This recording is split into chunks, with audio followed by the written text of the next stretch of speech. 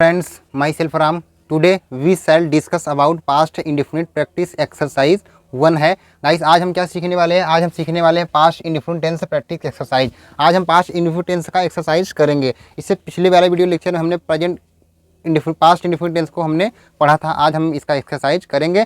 तो गाइस ये टॉपिक बहुत ही इंपॉर्टेंट होने वाला है। ये video lecture basic level student और एडवांस लेवल स्टूडेंट दोनों के लिए डेडिकेटेड है। तो आप इस वीडियो लेक्चर को ध्यान से देखिएगा और कॉपी पेन लेके बैठिए, नोट्स जरूर करिए। लेकिन इससे शुरुआत करने से पहले सबसे पहले तो आप मेरे चैनल को सब्सक्राइब करें और सब्सक्राइब के बगल जो घंटी का निशान है उसको जरूर दबाइए। इंग्लिश सीखने की एक भी वीडियो आपको मिस नहीं करनी है। आइए देखते हैं सेंटेंस कैसे बनाया जाएगा। फार्मूला भी लिखा गया है, इसी फार्मूला के हिसाब से हम सेंटेंस को बनाना सीखेंगे। बहुत ही आसान सेंटेंस है ये, आप बहुत आसानी से सेंटेंस को बना पाएंगे। केवल आपको ध्यान से देखना है और नोट्स बनाना है। समझने की कोशिश आप ज़्यादा करिएगा। देखिए, अगर आपने मेरा पिछला वीडियो लेक्चर देखा है पास्ट इंडिफिनिट टेंस का, तो आप इसको आसानी से बना पाएंगे। जिन लोगों ने वीडियो नहीं देखा है उनको बनाने में थोड़ी दिक्कतें आएंगी। तो देखिए, सबसे पहला सेंटेंस क्या है? मैं वहाँ जाना चाहती थी। अभी पहले इसे शुरुआत करने से पहले आप फार्मूला को देख लीजिए। फार्मूला आपको याद होना चाहिए। सबसे पहले देखिए, अफर्मेटिव सेंटेंस। ये अफर्मेटिव सेंटेंस का फार्मूला है negative sentence, interrogative, negative, interrogative. Sentences हमारे 4 तरह के होते हैं, affirmative, negative, interrogative, negative, interrogative. Affirmative sentence में क्या होगा? सब्जेक्ट के बाद फिर वर्ब की second form. Past indefinite tense में मेन वर्ब का सेकंड फॉर्म का प्रयोग किया जाता है जब सेंटेंस क्या हो? अफर्मेटिव हो। बाकी सब में डिड नॉट हेल्पिंग वर्ब, उसके बाद वर्ब की फर्स्ट फॉर्म। यहाँ पे देखिए मेन वर्ब का सेकंड फॉर्म, यहाँ पे मेन वर्ब का फर्स्ट फॉर्म। किसी भी सेंटेंस में अगर डिड का प्रयोग किया जाएगा तो वहाँ पे मेन वर्ब का फर्स्ट फॉर्म हो जाएगा। तो ये आपको ध्यान देना है। देखिए, सबसे पहला सेंटेंस क्या है? मैं वहाँ जाना चाहती थी। कौन जाना चाहती थी? मैं, यानी कि वो एक लड़की बोल रही है, इसलिए यहाँ भी मैं के लिए भी आई लिखा जाएगा। चाहे मैं होता चाहे एक लड़की है, वो अपने लिए बोल रही है तो इसके लिए भी आई लिखा जाएगा।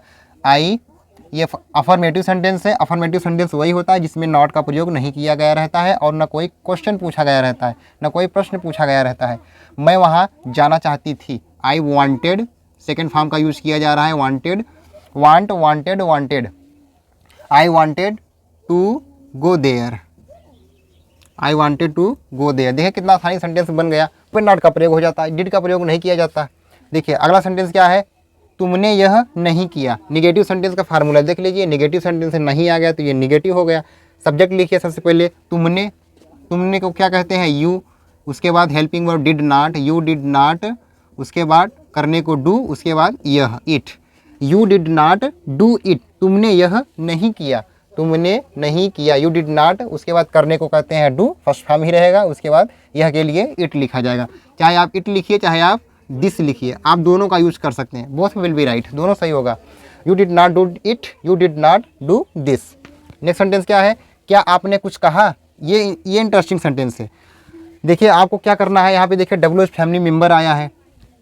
अब WH फैमिली मेम्बर क्या होता है आप इसको पहले जान लीजिए। WH फैमिली मेम्बर जैसे व्हाट, वेयर, हाउ, विच, कौन सा या कौन सी। विच मतलब होता है कौन सा या कौन सी। अंटिल वेन, कब से, कब तक। अंटिल वेन, कब तक, कब से, कहाँ से। फ्रॉम वेयर, ये सब क्या है? ये सब हमारा WH फैमिली मेम्बर है। हाउ, वेयर, वाई, विच, ये सब क्या है? ये सब WH फैमिली मेम्बर है। तो यहाँ पे देखिए क्या आया है, क्या भी क्या है? WH फैमिली मेम्बर है। क्या की इंग्लिश क्या होती है? व्हाट होती है। लेकिन यहाँ पे क्या लिखा गया है, लेकिन यहाँ पे इसकी इंग्लिश नहीं लिखी जाएगी व्हाट। सबसे पहले हेल्पिंग वर्ब लिखी जाएगी। अभी पहले सेंटेंस को आप बना लीजिए। क्या आपने कुछ कहा? पहले क्या लिखा जाएगा? हेल्पिंग वर्ब डिड, उसके बाद सब्जेक्ट यू, उसके बाद डिड, उसके बाद डिड यू, उसके बाद मेन वर्ब का फर्स्ट फॉर्म डिड यू से, उसके बाद कुछ के लिए समथिंग। डिड यू से समथिंग, क्वेश्चन मार्क। अब देखिए सेंटेंस कैसे बनाइए। डिड यू से समथिंग। तो आपको करना क्या है? जिस क्वेश्चन का आंसर आप यस या नो में जवाब दे पा रहे हैं वहाँ पे WH फैमिली मेंबर का यूज नहीं किया जाएगा, यानी कि वर्ड का प्रयोग नहीं किया जाएगा। सबसे पहले हेल्पिंग वर्ब, जो भी सेंटेंसेस में हेल्पिंग वर्ब आती है, अगर उस सेंटेंस में अगर क्या आ गया तो सेंटेंस के हिसाब से पहले आप हेल्पिंग वर्ब लगाएंगे। और हेल्पिंग वर्ब देख लेना किसके हिसाब से लगता है? सब्जेक्ट के हिसाब से। तो यहाँ पे सब्जेक्ट आपको नहीं देखना है, हेल्पिंग वर्ब सब्जेक्ट के हिसाब से नहीं देखना है। यहाँ पे एक ही हेल्पिंग वर्ब केवल डिड, ये सबके साथ प्रयोग होगा। चाहे फर्स्ट पर्सन हो, चाहे सेकंड पर्सन सब्जेक्ट हो, चाहे थर्ड पर्सन सिंगुलर सब्जेक्ट हो, सबके साथ डिड का प्रयोग किया जाएगा। देखिए नेक्स्ट सेंटेंस क्या है? तुमने क्या सोचा। ये इंटरेस्टिंग है, ये भी इंटरेस्टिंग था, ये भी इंटरेस्टिंग है। यहाँ पे देखिए सेंटेंस के पहले क्या आया है और यहाँ पे सेंटेंस के बीच में क्या आया है। तो आप इस क्वेश्चन का आंसर यस या नो में नहीं दे पाएंगे, इसलिए यहाँ पे WH फैमिली मेम्बर का यूज किया जाएगा। यहाँ पे क्या की इंग्लिश व्हाट लिखी जाएगी, लेकिन यहाँ पे नहीं लिखा गया। क्यों नहीं लिखा गया? क्योंकि आप इस क्वेश्चन का आंसर यस या नो में दे पा रहे हैं। जैसे देखिए, क्या आपने कुछ कहा, अगर जो कुछ भी कहा है तो आप क्या कहेंगे, हाँ हमने कहा, यस या नो, तो आप इस तरह से जवाब देंगे। लेकिन इस क्वेश्चन का आंसर आप इस तरह से नहीं दे पाएंगे। तुमने क्या सोचा, तुमने क्या सोचा, तो आप थोड़ी ऐसे बोलेंगे यस या नो, इस तरह से नहीं बोलेंगे। सेंटेंस का पूरा मतलब ही नहीं निकल पा रहा है। सेंटेंस का पूरा मतलब बताना पड़ेगा। तुमने क्या सोचा, यहाँ पे क्या था, क्या तुमने सोचा, डिड यू से समथिंग, या क्या तुमने सोचा, डिड यू थिंक, ये हो जाता। यहाँ पे से समथिंग कहा गया है, इसलिए से का यूज किया गया। मान लीजिए होता कि क्या तुमने सोचा, डिड यू थिंक, इस तरह से हो जाता है। क्या तुमने कुछ सोचा, डिड यू थिंक समथिंग, तो समथिंग हो जाता। यहाँ पे सेंटेंस के बीच में आया है। सबसे पहले व्हाट की इंग्लिश लिखे, WH family member. WH family member क्या है, व्हाट, क्या, पहले क्या की इंग्लिश, उसके बाद अब डिड का प्रयोग, व्हाट डिड, उसके बाद अब subject you, what did you, उसके बाद अब क्या लिखना है, सोचना, व्हाट डिड यू थिंक, उसकी first form, what did you think, question mark हो गया, व्हाट डिड यू थिंक, क्या आपने सोचा, ये क्या था, क्या आपने सोचा, तो क्या हो जाएगा, डिड यू थिंक। अब आपने क्या सोचा, तो व्हाट डिड यू थिंक, तो यहाँ पे डिड का प्रयोग, व्हाट का प्रयोग किया जाएगा डब्ल्यूएच फैमिली मेंबर का। तुम कल कहाँ गए, कहाँ क्या है, डब्ल्यूएच फैमिली मेंबर है, तो सबसे पहले डब्ल्यूएच फैमिली मेंबर लिखिए, वेयर, वेयर, उसके बाद अब क्या लिखेंगे आप, हेल्पिंग वर्ब लिखेंगे, डिड, वेयर डिड, उसके बाद सब्जेक्ट यू, आप है तो आपका आप लिखेगा यहाँ पे। तुम कल कहाँ गए, वेयर डिड यू, उसके बाद जाने को हम कहते हैं गो, गो की फर्स्ट फॉर्म ही रहेगी गो। अब कल के लिए क्या लिखा जाएगा, यस्टरडे लिखा जाएगा, yesterday. Where did you go yesterday, बीते हुए कल के लिए यस्टरडे, आने वाले कल के लिए टुमारो का यूज़ किया जाता है। ये आपको ध्यान देना है। देखिए नेक्स्ट सेंटेंस क्या है, वह नहीं आया, निगेटिव सेंटेंस, वह नहीं आया, वह क्या है, थर्ड पर्सन सिंगुलर सब्जेक्ट है, पहले ही लिख, उसके बाद did not, he did not, उसके बाद नहीं आया, कम। देखिए यहाँ पे सेकंड फॉर्म का यूज नहीं किया गया क्योंकि निगेटिव सेंटेंस है। अगर यही होता वह आया तो क्या हो जाता, तब केम हो जाता, ही केम, तब यहाँ पे कोई हेल्पिंग वर्ब नहीं आती। अफर्मेटिव सेंटेंस में केवल मेन वर्ब का सेकंड फॉर्म का यूज किया जाता है, उसके बाद हेल्प ऑब्जेक्टिव पार्ट में जो कुछ भी आता है वो लिखा जाता है। यहाँ पे निगेटिव है, क्या हो गया, ही डिड नॉट कम, वह नहीं आया। अगला सेंटेंस क्या है, वह कल घर गई, वह गई, वह एक लड़की का नाम है, क्या लिखा जाएगा, सी, वह के लिए सी, एक फीमेल है, सी, उसके बाद घर गई, जाने को हम कहते हैं गो, उसकी सेकंड फॉर्म क्या होगी, went, she went home, she went home, कब गई, कल गई, yesterday, she went home yesterday, वह कल घर गई। तो देखिए यहाँ पर भी यस्टरडे आ गया। यहाँ पे देखिए, यहाँ पर वांटेड था, यहाँ पे वेंट है, अफर्मेटिव सेंटेंस है, इसलिए देखिए अफर्मेटिव सेंटेंस है, वह कल घर गई। यहाँ पे निगेटिव सेंटेंस नॉट नहीं आया है तो निगेटिव नहीं है। अगर निगेटिव हो जाता तो डिड नॉट का प्रयोग हो जाता। जैसे वह कल घर नहीं गई तो क्या हो जाता, ही did not go home yesterday, तब डिड नॉट का प्रयोग हो जाता। तो यहाँ पे मेन वर्ब का फर्स्ट फॉर्म ही होता है, यहाँ पे सेकंड फॉर्म का यूज किया गया है, वेंट। तो मुझे उम्मीद है कि आप कुछ न कुछ तो आप समझ पा रहे होंगे। बहुत ही आसान है, आप जब प्रैक्टिस करेंगे तो आपको चीज़ें ज़्यादा क्लियर हो पाएंगी। Guys, practice makes a man perfect, without practice you can't learn English. बिना प्रैक्टिस के आप इंग्लिश नहीं सीख सकते हैं, तो प्रैक्टिस आपको करना पड़ेगा। Then you will have to practice every topic. देखिए नेक्स्ट सेंटेंस क्या है, वह कब सोया, कब क्या है, डब्ल्यूएच फैमिली मेंबर।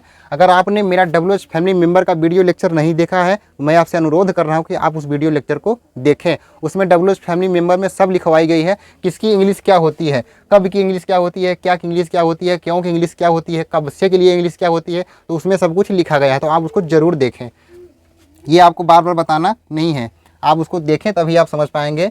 देखिए कब, सबसे पहले डब्ल्यूएच फैमिली मेंबर, वह कब सोया, तो पहले इसको लिख लीजिए, वेन, कब की इंग्लिश क्या होती है, वेन। उसके बाद did, helping verb, WH family member, when हो गया कब, उसके बाद हेल्पिंग वर्ब डिड, उसके बाद अब लिखिए सब्जेक्ट। सब्जेक्ट क्या है, वह एक थर्ड पर्सन सिंगुलर सब्जेक्ट है, when did he, when did he, सोने को हम कहते हैं स्लीप, फर्स्ट फॉर्म डिड का प्रयोग है तो मेन वर्ब का फर्स्ट फॉर्म ही होगा, वेन डिड ही स्लीप।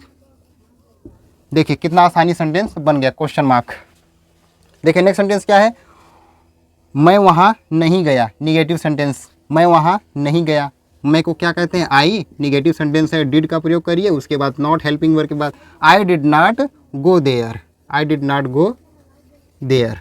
देखिए कितना सेंटेंस आसानी से बन जा रहा है, बहुत आसान सेंटेंस है। आपको केवल ध्यान देना, क्या ध्यान देना है, यहाँ पे देखिए लिखा, जो चीज़ लिखा गया है केवल चेंज क्या हो रहा है, केवल सब्जेक्ट चेंज हो रहा है, बस सब्जेक्ट चेंज हो रहा है, उस सेंटेंस में मेन वर्ब चेंज हो रही है और ऑब्जेक्ट चेंज हो रहा है, बाकी सेम उसी तरीके से बनाया जा रहा है। देखिए अगला सेंटेंस क्या है, ये तो हो गया, I did not go there, मैं वहाँ नहीं गया। अगला सेंटेंस क्या है मेरा, उन्होंने कोशिश नहीं की। कोशिश करना एक मेन वर्ब है, नेगेटिव सेंटेंस है, पास्ट इंडेफिनिट टेंस है। नहीं की पिछले वाला वीडियो लेक्चर में हमने लिखवाई है, क्या की, गया, उठा, बैठा, सोया, रोया, हंसा, जागा, ये सब हमारा पास्ट इंडेफिनिट टेंस में आता है। उन्होंने कोशिश नहीं की, निगेटिव सेंटेंस, किसने नहीं की, उन्होंने कहीं नहीं की, उन्होंने एक से ज़्यादा है तो उन्होंने के लिए क्या लिखा जाएगा, दे, THEY, दे मतलब होता है उन्होंने कोशिश नहीं की, दे डिडंट या they didn't, they did not try, उन्होंने कोशिश नहीं की। आप इसको डिंट भी बोल सकते हैं, ऐसे भी लिख सकते हैं, ऐसे लिख सकते हैं, दे डिंट या दे डिडंट, आप कुछ भी इसको बोल सकते हैं। ये डिंट जो लिखा गया, ये नॉट इसी में कॉन्ट्रैक्ट हो गया, इसी में ऐड हो गया, तो ये थोड़ा छोटा हो जाता है। इससे क्या होता है, जब हम कॉन्ट्रैक्ट इंग्लिश बोलते हैं तो इसमें इंग्लिश में फ्लुएंसी होती है, थोड़ा स्पीड से बोलने लग जाते हैं, इसलिए हम इसको छोटा करके बोल देते हैं। आई डिडंट गो, मैं वहाँ नहीं गया, मैं वहाँ इसलिए नहीं गया क्योंकि मैं बीमार था, actually yesterday I was ill, so that's why I didn't go there, इसलिए मैं वहाँ नहीं गया, मैं बीमार था इसलिए मैं वहाँ नहीं गया। इस तरह से सेंटेंस ऐसे ही ऐड होता है। पहले आप इसको बनाना सीख लीजिए, उसके बाद सेंटेंसेस आप बहुत आसानी से, कितना भी लंबा सेंटेंस आएगा आप बहुत आसानी से सेंटेंस बना पाएंगे इसके माध्यम से।